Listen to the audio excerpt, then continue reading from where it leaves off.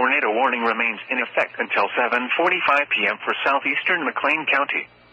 At 7:20 p.m., a confirmed large and extremely dangerous tornado was located north of Leroy, or 13 miles southeast of Bloomington, moving north at 30 miles per hour. This is a particularly dangerous situation. Take cover now. Expected hazards included a damaging tornado. A tornado has been confirmed by emergency management. The following impacts are expected. You are in a life-threatening situation. Flying debris may be deadly to those caught without shelter. Mobile homes will be destroyed. Considerable damage to homes, businesses, and vehicles is likely, and complete destruction is possible.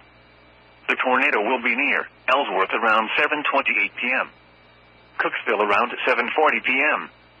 Other locations impacted by this tornadic thunderstorm include Ellsworth, Rainview State Park, and Aerosmith. The National Weather Service in Lincoln